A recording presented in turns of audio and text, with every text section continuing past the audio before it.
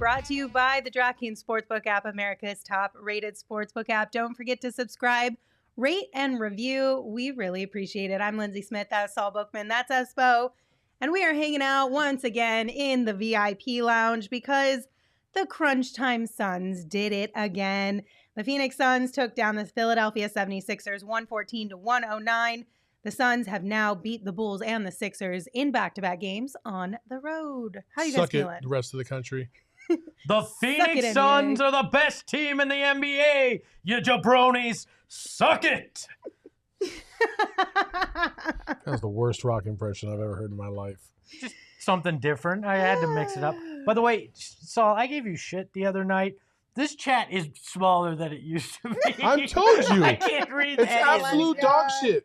Like, they made the words so small you can't even read them anymore. I had to get Shane to come in because Jacob insisted that this is the way it always is and it can never change. And I'm like, Jacob, you need glasses. Get the fuck off my stage. This is not for you. Sean, thank you very much. My old man eyes could not take where it was. I was like, we can read the Cove crazy comments now. We just need to point out real quick that the top knot Lindsey bun is 1-0 on the season, so I get to keep it, and I'm so excited. You didn't know, but Saul and I had the scissors ready. We were cutting it off if they lost. So yeah, well, that wouldn't have been the only thing that got cut tonight, but we'll move on from that one. At one point in time in tonight's game, I'm about to cut a motherfucker. I love my hair. It took a long time to grow.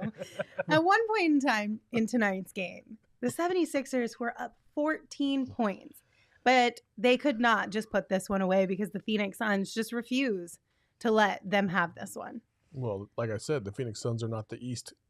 Yeah. They're just not. This is true. They're also very resilient. Yeah, and most of the West, outside of maybe two teams. So, like, the Phoenix Suns are the best team in the NBA for a reason, is because they don't just give up games, unlike the rest of the East does. We're back to geography. Phoenix is not in the East, and they're better than all the West. No, look, tonight was all about this team doing what they do. They grind teams down. Chris Paul, when things started to look like it was going south, got pissed off, hit a handful of shots. All of a sudden, things swung in their favor, and then Devin Booker, down the stretch, he played the hot hand, as we said in the graphic. He was capping crunch time tonight and just got it done. We almost take it for granted. Again, another 30-point game from Book, and it's like 35 points, and we're like, that was nice. Okay, on to the next thing. It's just this is reality now, right? This is what you get from this team, night in, night out. You'll love it. All right, let's head over to the bar. Kick things off with some beverages. What are we drinking tonight, Espo? Oh, we are drinking some Fireball. We lost our... Leah was going to do that. She walked out of the room. All right, I see how it is. We're drinking Fireball tonight. It is an awful thing to drink, but it gets you drunk real quick. So there's that. But it's in honor of Chris Paul and what he was able to do there when the Suns were down 14 and turn that deficit into a lead pretty quickly. Yeah, I got a little bit of fire under himself and his teammates to get things turned around here for the Phoenix Suns. Shout out to Thomas with the $10 super chat. They said Lindsey's bun is 1-0. Yeah, let's go. What was that again? I couldn't do it. I was like, I just couldn't, that's why I had to whisper away from the mic. I just want to go on the record and say Lindsey's IE was far better than yours. No shit, Saul. And how come your voice changes when you say the drink of the night? Like, the drink of the night is Fireball. And I was like, what the fuck is going on right now? Pitbull? Isn't it Fireball Pitbull? I don't know. Does he say it like that? Yes. Am I? Okay. Thank you. Sean, just like that? Sean in the background is sheepishly going, yes. Fireball. Thank you. Yeah, but it's not like Fireball. He definitely has a voice to him, that's for sure. Yeah. Whatever, Saul. I don't see you slaving over a hot mic trying to give the people the voices they want to hear. Yes, because everybody was clamoring for the jabroni. You showed me rock clips today, and now I've just slipped into this really bad rock impersonation. Yeah, this is a bad. I'm never showing him WWE clips again. Why not? Because I don't want to deal with this. Are you kidding me? All right. worst rock impression ever right now. Would you guys say that this was the best win of the season for the Suns? No.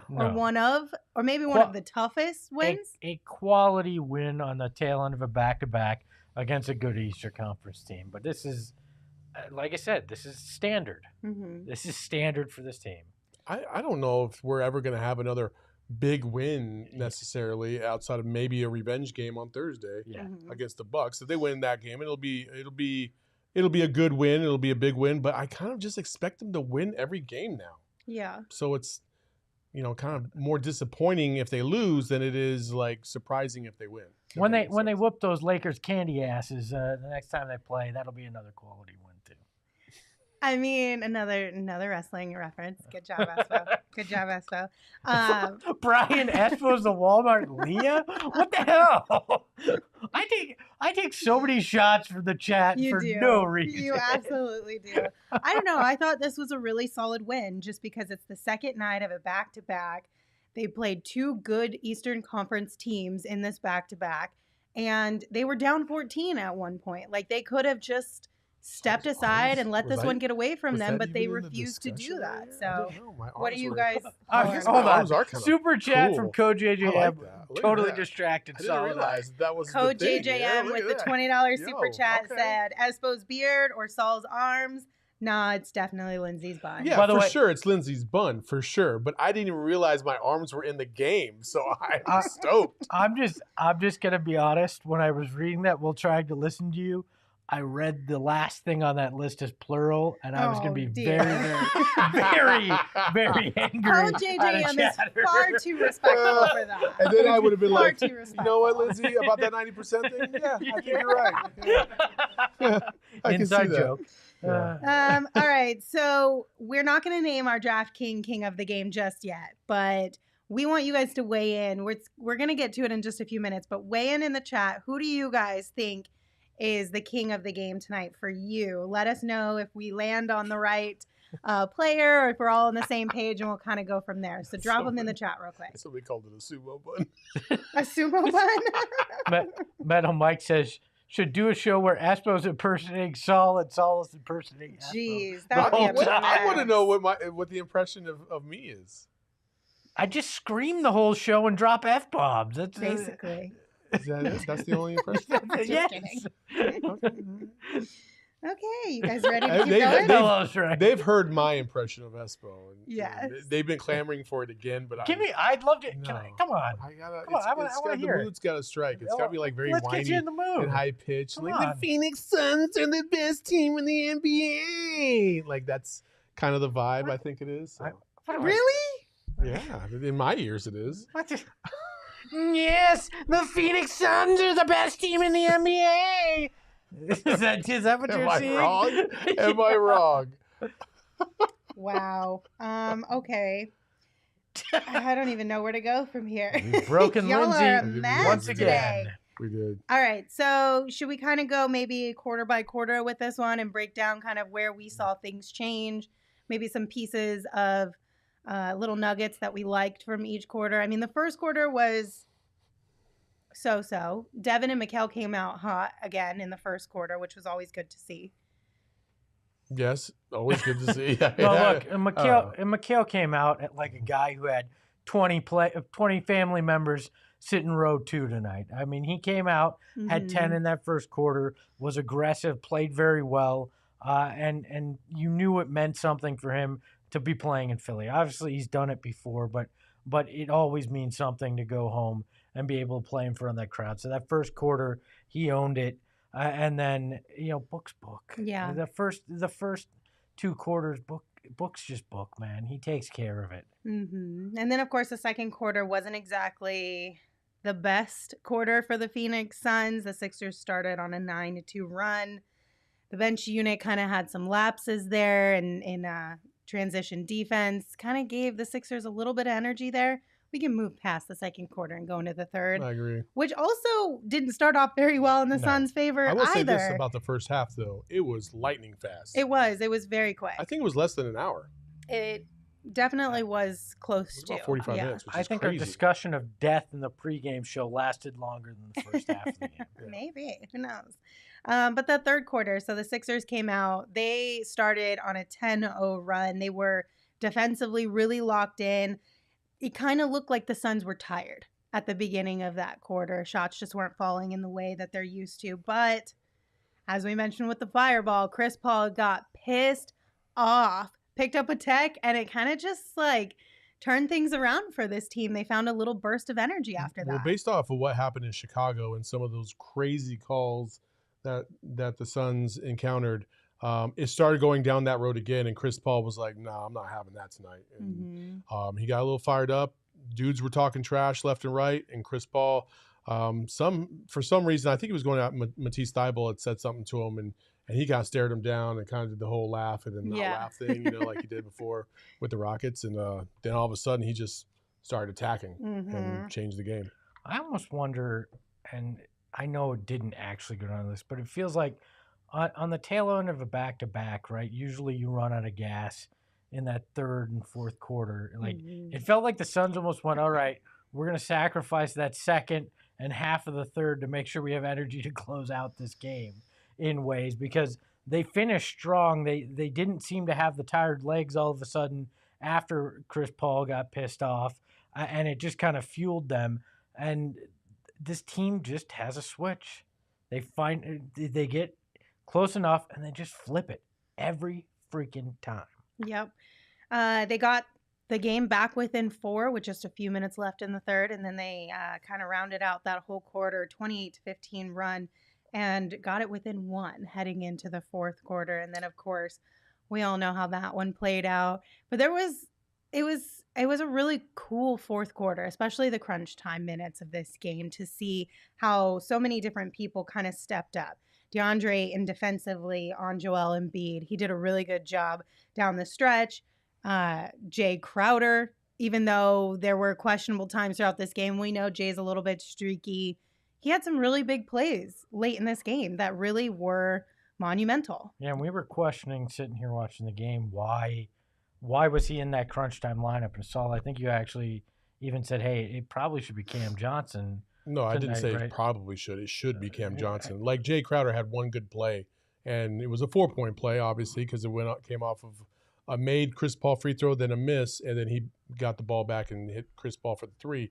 But outside of that, I think Cam Johnson, listen, Jay's offense is severely below where Cam Johnson's offense is, and defensively, there's just a minimal difference. So in my opinion, Cam Johnson should be the one in the fourth quarter that gets a majority of the minutes, because Jay Crowder cannot be trusted on the perimeter in the fourth quarter. But he finds a way to make those plays like tonight where he gets that steal and kicks it back out to Chris Paul for that 3, and it winds up being one of the biggest turning points of this game.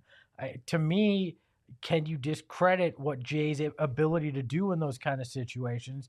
And do you trust Cam to be able to do the same kind of thing in the clutch right now? I mean, we'll never know until he gets that opportunity, right?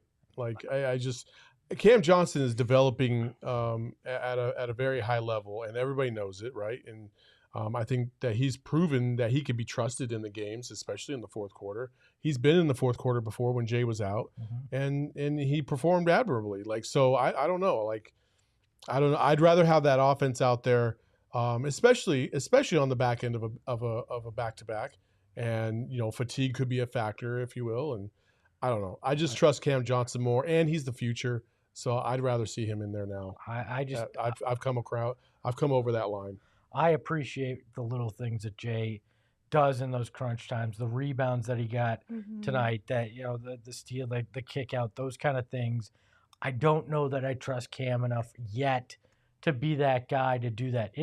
If other guys are struggling offensively, I hear you. Like if guys could just not hit other than Jay, I get that, because Cam can be instant offense, but he wasn't great offensively tonight either. So it wasn't as if you were sitting an extremely hot Cam Johnson in exchange for Jay Crowder. No, but he has been far more consistent than Jay Crowder, which isn't really saying much, because Jay Crowder is so up and down. It's not even funny. And again, I go back to when we get to the playoffs, there were games like in the finals, if you remember, we all would sit there and be like, if he hit his first 3, we were like, okay, it's going to be a good Jay night. Yeah. And then if he didn't, it was like, oh shit, what are we going to get? 0 for 10, 0 for 15. You know what I mean? And I just think this year, Jay doesn't have that leash that's that long anymore. Like if he starts off 0 for 3, 0 for 4 in a game against the Bucks in the finals, get his ass out and put Cam in because Cam's far more consistent and you need that extra scoring punch. So against the Philadelphia 76ers, they got the job done tonight. Credit to them. But I just would like to start seeing Cam in the fourth quarter a little bit more. It's a personal preference. Yeah, that's fair. I mean, like you said, they got the job done tonight. Thank goodness for that. Jay did not put up any points tonight, but he did have 4 rebounds, which was really important for this one, and then 4 assists and 2 steals and a block in there as well. So even though he wasn't doing anything offensively or contributing offensively, he still was contributing to the game. To Espo's point about Jay, though, he's right. Like Jay does do so many of the little things that don't come up in a box score, and I'm not trying to underplay that whatsoever. I'm just talking about like when does that balance start to tilt in Cam Johnson's way? And I feel like we're really getting there pretty quick. Next season, he's the starter. Till then, but it's about winning a championship this year. Yeah. And Cam Johnson developing and getting hot is what's going to separate the Suns. If they don't make a move, is what's going to separate the Suns and put them over the top in the finals. I'll give you that. On a night that Cam's hot, ride with him in the fourth. Mm-hmm. On a night where it's a wash, I'd rather have Jay in the Intangibles. Can we scroll back up to Manuel's comment? Jay was Espo at the bar in college, never scores but cleans the glass well. Thanks, buddy. I appreciate it. I scored plenty. Okay. So Coach JJ Ro, I hope you're asleep. Solo act. Coach JJ. Lord have mercy. Want to go home with you tonight? Sure. All right. After those fireball shots that we went to the bar for. Comment of the year, says Brian. Ready to get things back on track? Yeah, let's go. Yeah, please. Okay. Hey, Coach I blame the chat. said, can we discuss the little things that Jay does that make him a priority over Cam? Is it just the experience? No, So, not just the experience. Attitude, defense, rebounding. Like, I think we undervalue sometimes physicality. his swagger and his physicality that give this team an edge at times. Like, you go back, it's happened times this season, but think back to that Lakers series in particular. His swagger, his toughness swung that series at a time where it was still in the balance. Those are the little things that I like that Jay does that I don't think Cam's quite there yet. There's some small little things outside of just, like for instance, there's been a couple times where Jay is playing defense, help defense, and a shot goes up, and Jay knows he can't get to the ball, but he will block out or seal off a defender in a way that will help one of his other teammates get to the ball before a defender or an offender can get it, or like an offensive rebound. Like there's small little things in the game if you watch Jay that he excels at. That's why he's stuck around the league and why he's so desired by a lot of teams. Well, he's been to back-to-back finals too. Yep. And I mean, as MCG Blue said in the chat, basically, it's a good problem to have that we can all sit here and debate Cam Johnson versus Jay, who starts, who finishes, who gets more minutes, because they both are so impactful that, and depending on the night, you want Cam to start, you want Jay to finish, you maybe want to mix it up a little bit because both of them contribute in such great ways to this team. So, we're in good shape, at least for the most part. There was another comment way earlier. Can you keep going? It was pretty far back. What is it about? I'm trying to remember, but it was a good question, and I wanted to get back to it. Keep going further. Keep going. This is great. Great show right here. Keep going. Keep scrolling. Sorry. Keep going. Oh Don't stop. God. I'll tell you when to stop. Just keep going. No whammy. But Cesar Morales asked, "Is 70 wins out of the question for the Suns?" And he even cited that they have the 6th easiest schedule left in the league. I want to say that it's out of reach because they only have 2 games to play with. because they have 10 losses. Mhm. But I don't know. It's gonna be. It would It's be tough. tough. You would have to They- finish off what 28-2 or something. What's the Yeah. record right now? Yeah. 44-10. Look. The Suns. Yeah.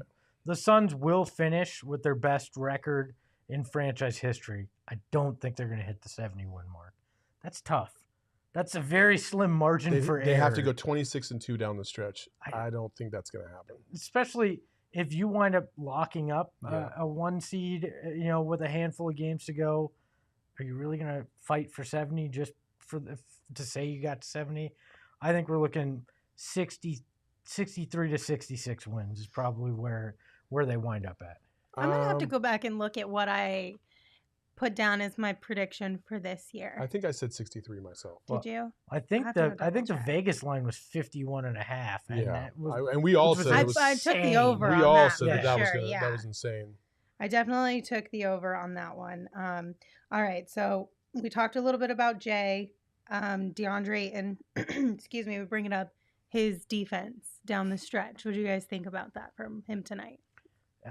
he had that great play against Embiid late in the game when Embiid went to shoot that three and he contested it. And what I liked about it was a handful of plays earlier, he had kind of sagged back off of Embiid and let him shoot one that Embiid made.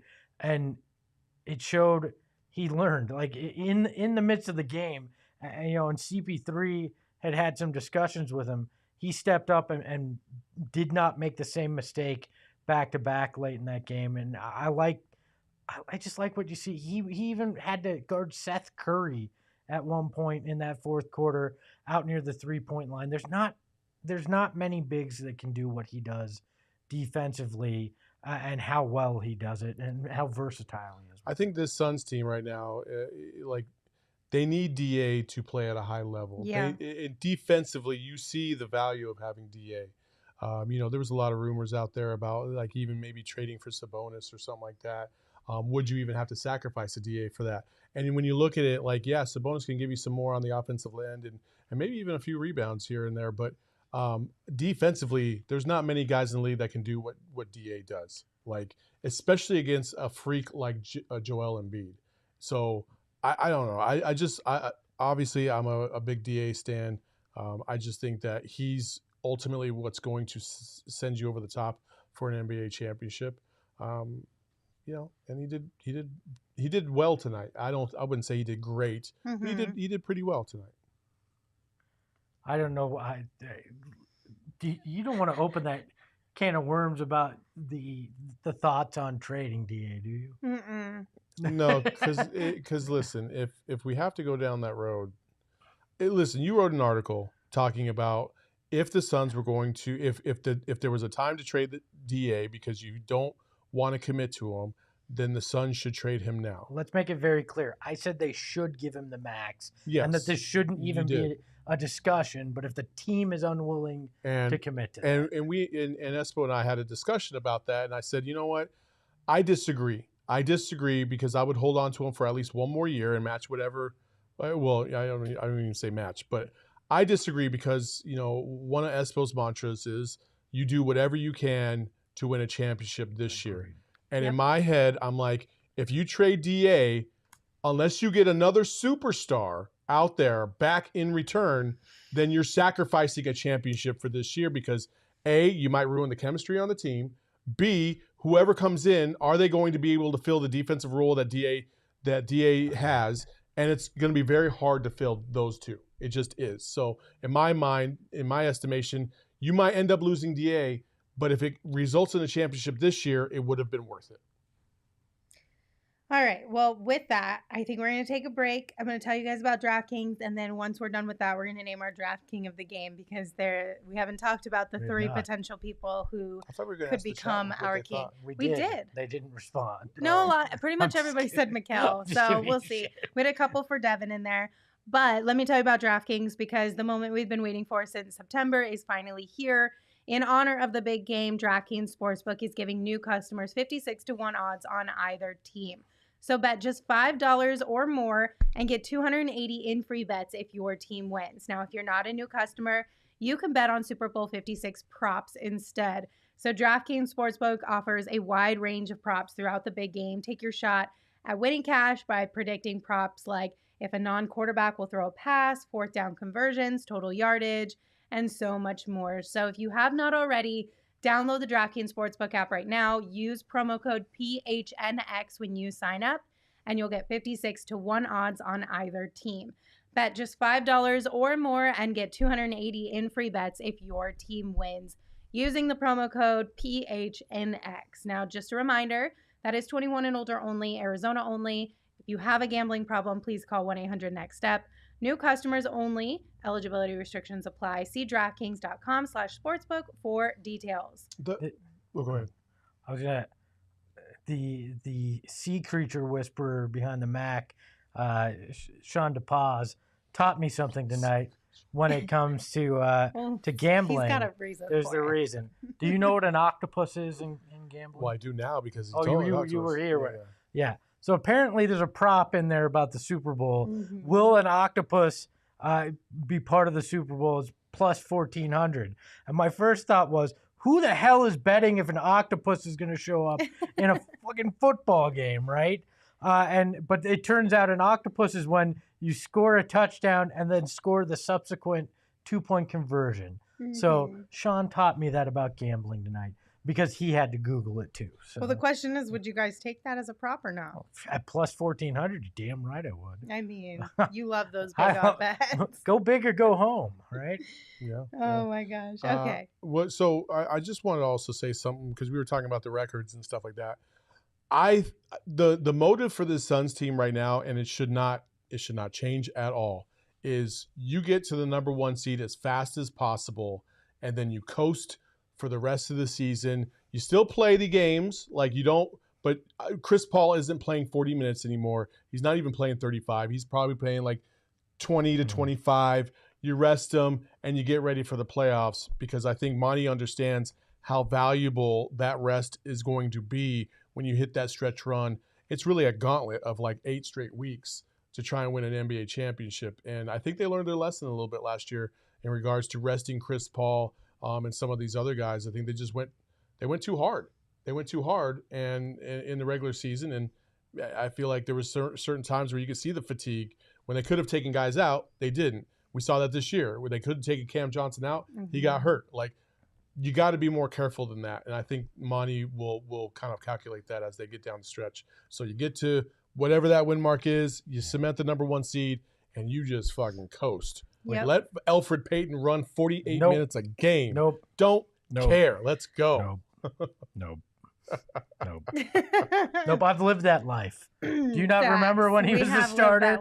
We've lived that life. I don't need to be there. I conveniently deleted that from my memory. So. But they definitely do need to ease up on those minutes. Obviously, we know right now the reasoning behind why those guys are logging such high minutes is because the team is without Landry Shamet and Cam Payne still. So hopefully they'll return to action sooner than later. Don't have Landry Shamet, yes. Well, somebody had to fill those minutes. Yes. Okay, it is what it is. Monty will tell you the exact same thing. And he's filled it basically the same way that Landry did. Yeah, absolutely. I mean, honestly, any one of us can fill it the same way, but okay. Let's go ahead and name our draft king of the game. Yeah. It's time. It's none other than the one and only hometown kid, Mikal Bridges. He had 23 points tonight, 4 rebounds, 2 assists. He was 9 of 14 from the field. I got a question for the Cove Crazies in the chat if you are watching this one live.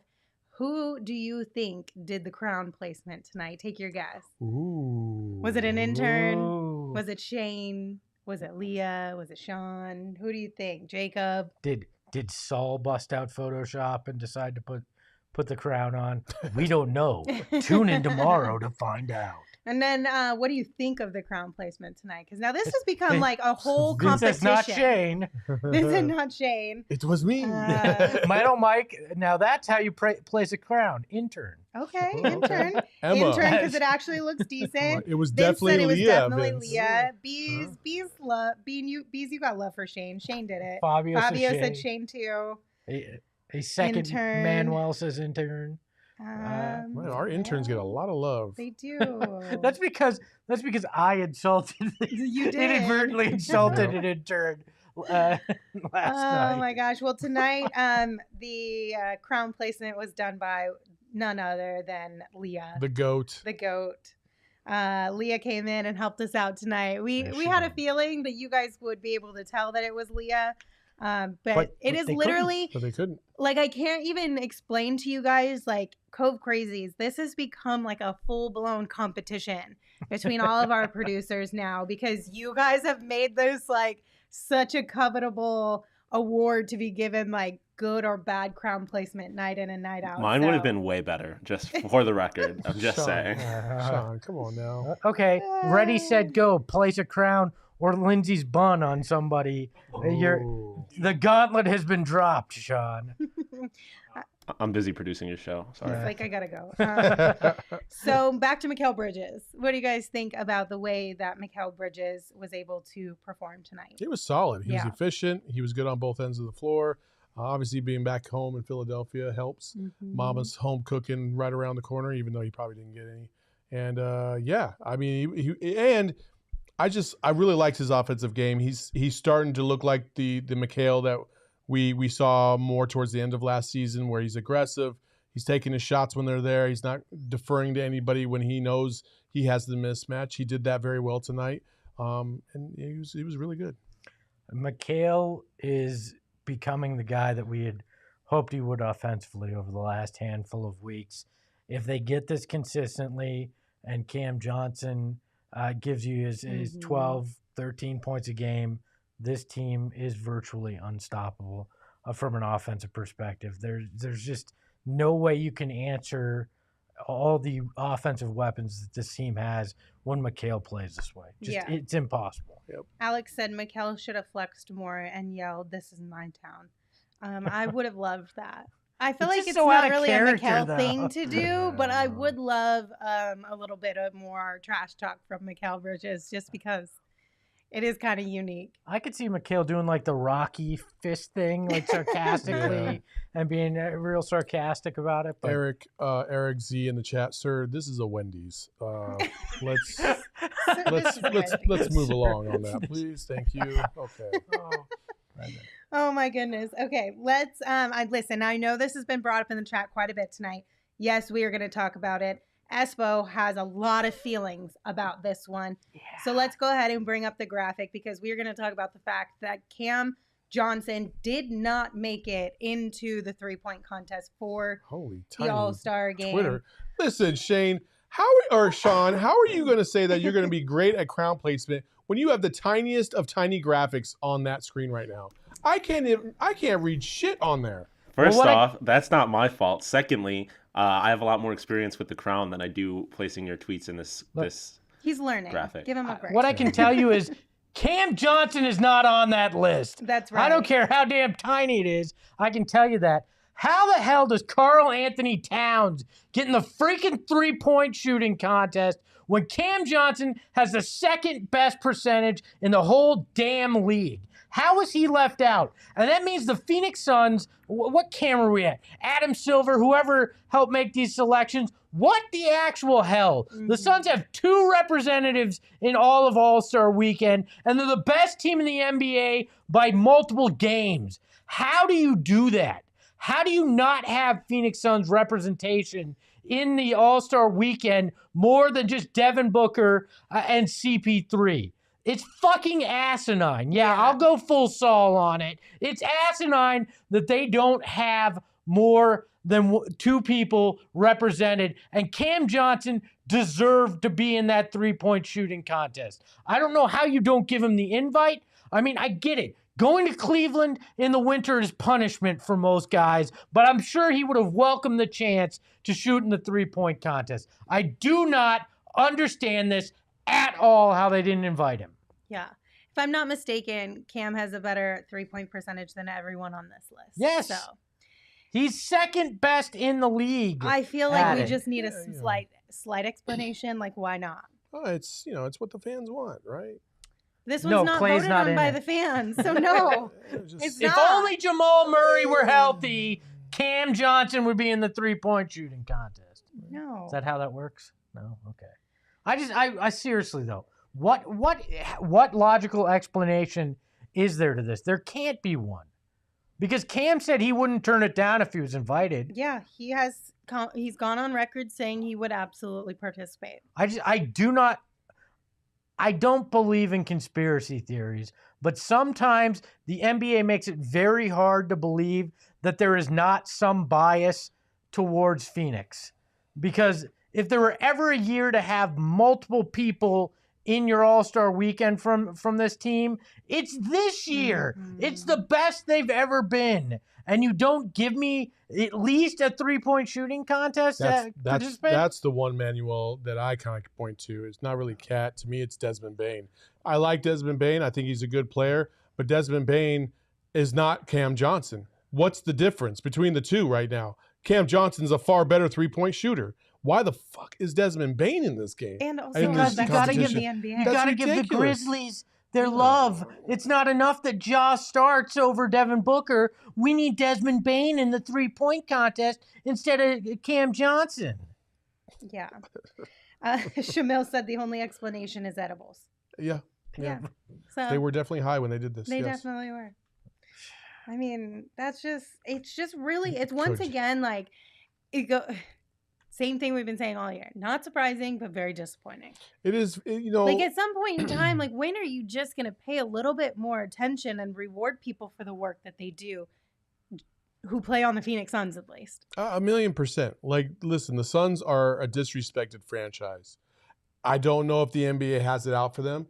Maybe the NBA is trying to stay away from them. I don't know. Maybe the NBA is trying to stay away from them because of what happened earlier in the year and this investigation. And all. Why? I don't know, man. I don't know. There's no logical explanation as to why. That's the only thing I can keep coming up with is maybe they're trying to keep their distance in case the shit hits the fan. I don't know. It's not fair to the players. It's not fair to Monty. It's not fair to anybody in that organization that had nothing to do with that stuff. But I am saying, like, it's fucked up. It is absolutely fucked up. And there's no logical reason as to why. I just spit everywhere. There's no logical reason why Suns are not represented all the way from top to bottom. There should be 3 Suns on the All-Star team. I get why there wasn't a third. There could be an argument made there. Fine. But the 3-point contest is completely in the NBA's control, and they completely shot the bed. Cam Johnson's one of the best 3-point shooters in the game. Mm-hmm. Like, not even just the Suns, the game. And they shit the bed. Like, it's uncalled for. It really is. It's disrespectful. There is absolutely no... I don't care if you're worried about the investigation. There's no logical explanation to keep Cam Johnson out of this at all. There is none. There's not any explanation the NBA could come up with and explain this that would make any sense. It doesn't make sense because even, I mean, MCG Blue said in the chat, look how long it took for Book to get into the All-Star game as a straight-up selection. Cam J being overlooked this year doesn't surprise me. The only difference, though, that you could make there, the argument that you could make there is Devin was on a losing team. And now in this situation, they're the best team in the NBA. Cam's on a winning team. It was more than just Devin being on a losing team, though. Like, at the time Devin was coming up, there was other guards in the Western Conference that were playing equal to or at higher level on better teams, right? So then Devin Booker got good enough to where he was on a winning team. Right. But still the goalposts move as they do all the time. And Suns fans are just sick of it. They're sick of it. They're sick of the double standard. They're sick of the moving of the goalposts. They're sick of not getting the love that they feel like they deserve. Listen, if you're not a Suns fan, apparently we're just not a sexy team. And that's fine. I don't give a shit because if we hoist that Larry O'Brien, you will have no choice but to give us our freaking flowers. Okay, I understand. Oh, not sexy, not star power. I'm sorry. Desmond Bane, Luke Kennard, Patty Mills, not sexy. Not on the best team in the NBA. Not guys I give a shit about in my All-Star weekend. Patty Mills is sexy as fuck. I don't know what you're talking about. Boosty in the chat said Cam Johnson has to win a 3-point contest before he gets invited to the 3-point contest. And damn, the catch-22. Not a truer statement has been made ever. This is very true. That was a really good one. Oh my gosh. But yeah, so that was Espo's rant. We all feel the same way. It's really disappointing. We really wish that Cam was invited to represent the Suns in that contest, but unfortunately, it's just not the way the cookies crumbled this time around. But maybe next year. Maybe next year. All right, Espo. It is time. Or Espo, Saul. It's time to take your shot, presented by Arizona Department of Health Services. COVID-19 vaccines are free for everyone 5 and older, and those 12 and older are also now eligible for a booster. Visit azhealth.gov for a location near you. We went on so many rants tonight, I completely almost forgot what I was going to talk about in the first place, but I remembered. And listen, yesterday, Espo and I were in our Discord, and we were kind of going back and forth with a lot of our members about possible trade scenarios, who would be on the trading block, who's off limits, things of that nature. And we had talked about Sabonis, and Sabonis being a possibility. And there were some people in the chat that said, you guys are high and out of your mind if you think he's available. You can't just give up what you think you're going to be able to give up to get him. And then you see a trade go down like it did today. Yeah. And you have Buddy Hield, but more importantly, you gave up Tyrese Halliburton. Nobody, and even Woj said this, nobody in the league thought that Tyrese Halliburton was even available for trade. I mean, he was supposed to be the cornerstone of their franchise moving forward. And the point is, you take your shot. If you think that there's somebody out there that is going to take you to another level and improve this team, you take your shot, because you never know how another organization feels about said player. And you never know what they might give up or want to get in return for that player. We've seen it a million times in the last couple of years. If you look at football, I mean, hell, DeAndre Hopkins, we fleeced the hell out of the Texans by giving up virtually nothing and a bag of chips. Like, you just never know unless you take your shot. So that's your take your shot segment for this one. So Milwaukee, if you're listening, Jalen Smith is available, and Giannis sounds very good right now. Yeah, let's swap him, and then you can watch him play on Thursday night against you. We will consider it. We will consider it. Once again, COVID-19 vaccines are free for everyone 5 and older. Those 12 and older are also now eligible for a booster. Visit azhealth.gov for a location near you. Gerald's here, everybody. Hi, Gerald. Let's get him on in here. Maybe Gerald's here. Hey, Gerald, how's it going, buddy? Oh, Gerald going full suit. All right. Fancy. Look at that. I had to go all out for the last night of the back-to-back road trip, man. That's right. So, are you tired? I'm exhausted, but I'm very. It's a good tired. I feel that. that. Gerald feeling the Sega Baba. Gerald, the environment in the arena tonight, I assume that Philly fans knew that the best team in the NBA was right there in front of them. How did they feel about the Suns, and what was your overall reaction to the game environment itself? Yeah, I mean, it was a packed house, fun crowd, very loud crowd. Especially early, going up 14 in that third quarter, it felt like it was definitely going to be a scheduled loss in a hostile environment. Like during the Suns starting intros, they do that thing that Philly fans always do, where as soon as they yelled or they announced the player's name, the whole crowd just goes, sucks, like at the same time. Like they always do that, apparently. So that was pretty funny. But nothing too bad, honestly. I feel like a lot of the courtside fans at the Bulls game were yelling worse things, which was kind of surprising to me. But really fun environment, and it just made this game all that more satisfying for the way that the Suns came back and kind of silenced the hostile crowd. Are you sitting courtside? I'm sitting near courtside. This is like the media tables area. This is around where I was working for the game. Were you sitting courtside yesterday? Yes. Look at you upgrading from the mid-level section at the Footprint Center. Nice. Doing my best. You got to fly halfway across the country to get the good seats. I see how it is. What did Monty have to say tonight? Yeah, Monty was, obviously very impressed with the effort of his team, the way that they just didn't panic when they did fall behind 14.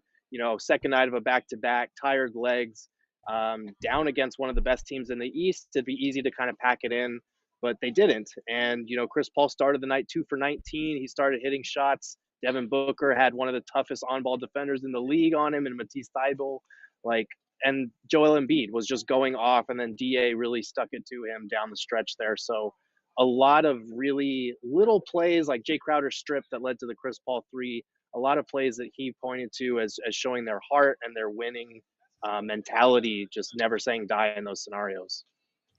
What'd you see from the hometown kid tonight, Gerald? Mikal Bridges obviously had a really good night. I know you got to talk to his mom, correct?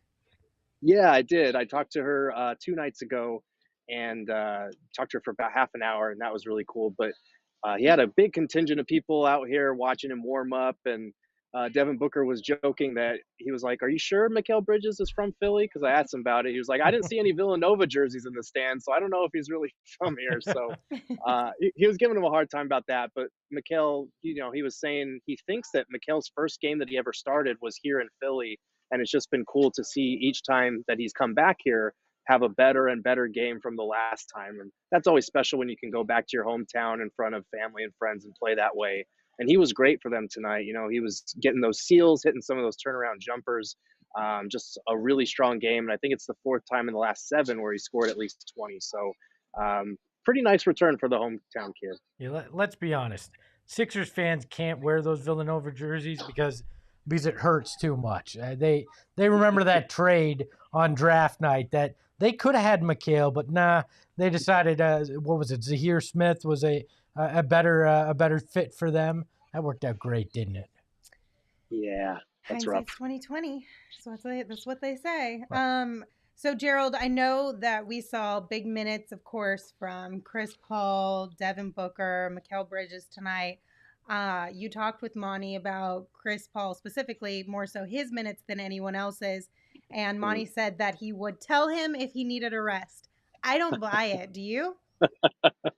I mean, to a certain extent, I don't. I think, he also mentioned it's just kind of a product of where their backcourt is right now with Landry and Campaign both being out.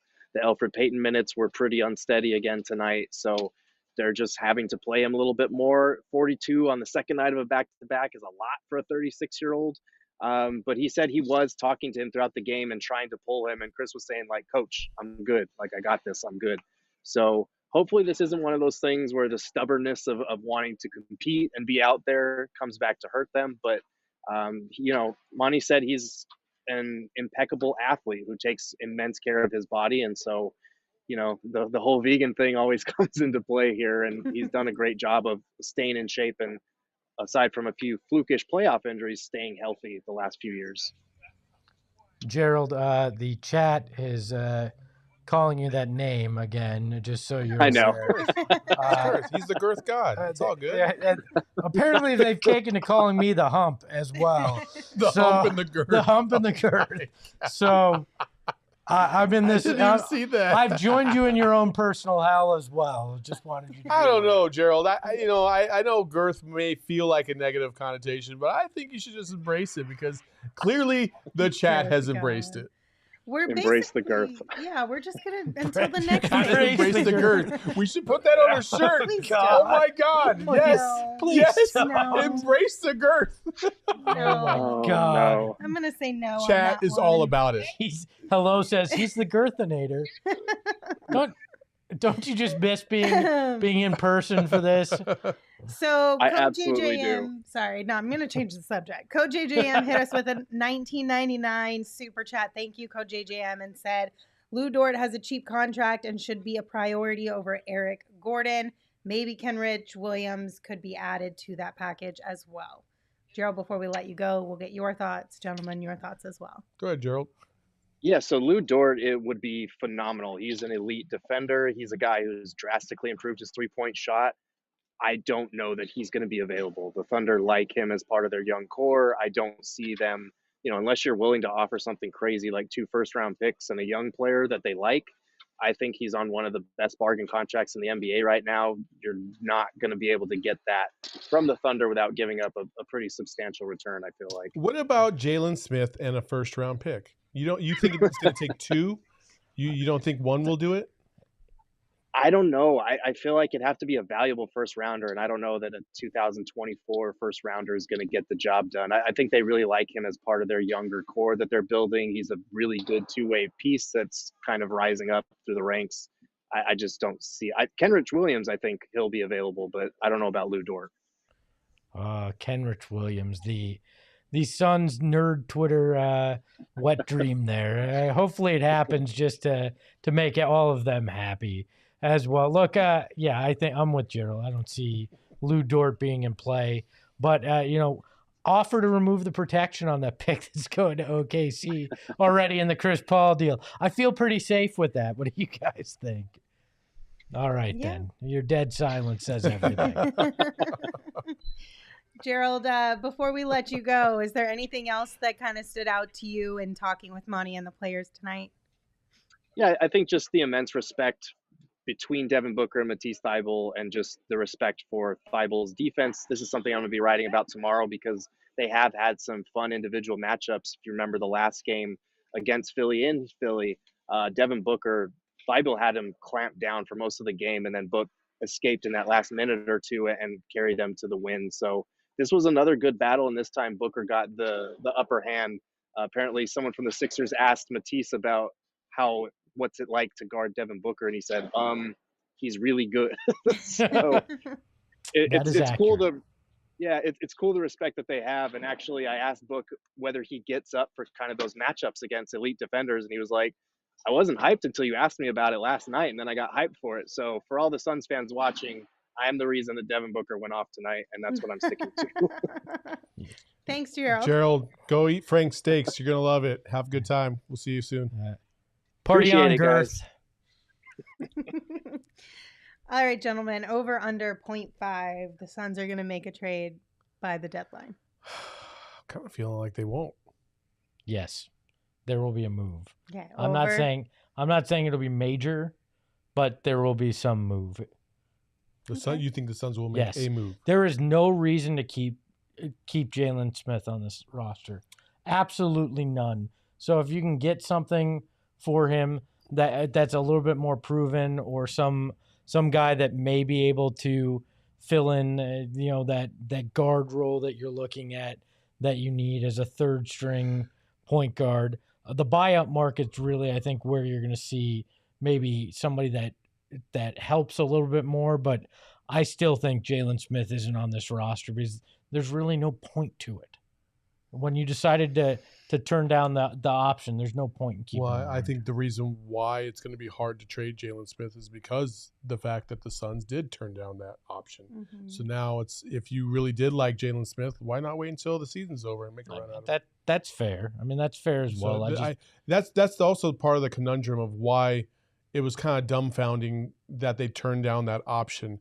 So you didn't feel like he was the future. That's cool, but you also kind of screwed yourself, because now he's not as desirable of a trade piece as he once was. Yeah. I do think that somebody may get cut to turn Ish Wainwright into a non-two-way deal, so he's playoff eligible just in case you need him as well. If Abdel Nader just isn't going to be, if he's just not going to be healthy, you might as well cut him, or even, as much as this pains me, Frank, if that's the case. Yeah. Because you want to have as many options as possible on this roster come playoffs. I also just wanted to say that I did shout out Ro earlier in the show. There, hey, Rofish. Ro's watching. Hi, Ro. That is Espo's little one, in case you guys are new to the show. Oh, and you haven't hi heard. To my wife, Tracy, too. Yes. I should probably say that as well. Mom's running the actual YouTube page. Yeah, absolutely. And we're glad that you got good news today. Yeah, absolutely. So that's about it. You guys have anything else from the game? No, it's time for Milwaukee, and bring those fuckers here to let's do it. We just said Ro is watching the show. Mr. Saul apologizes. Ro, do this real quick. Muffs. Earmuffs. There we go. Okay. Fuck the Bucks. Good Lord. The only thing that I want to bring up outside of tonight's game is, did y'all see the Brooklyn Nets just get their butts handed to them 28-2 to start the game? Well, listen. Insane. I mean, Javon Carter had 6 threes tonight. I think that's what Brittany said in the chat. This is what TNT gets for not scheduling the Suns. The Suns are the best team in the NBA. I don't care how many times in a row the Suns have played on TNT. They deserve the respect of playing on TNT every single time that they're available to play on TNT. But no, they had to choose the Nets and the Celtics. Yikes. I was just so shocked when I saw that come up on my You timeline. thought it was fake. I You're did. like, I was like, is this fake? real? Is this fake? No. No, it's yeah, not. so just a little shout out to the Brooklyn Nets for that one, because that one was an interesting one for sure. Apparently TNT did cut switch to over our to the game, Suns game. which I would have done at 28-2 in the first quarter. Oh, yeah, they probably should have come over a lot earlier than that one, but guess better late than never. Right. Thank you guys for tuning in. We appreciate you as always. Don't forget to check out gophnx.com. As we mentioned during the show, Espo wrote an article over there. Gerald mentioned he's going to have a new article up tomorrow. He had one posted today. If you have not become a member yet, consider doing so. Just check it out. Poke around the site. Learn all about the information that we provide.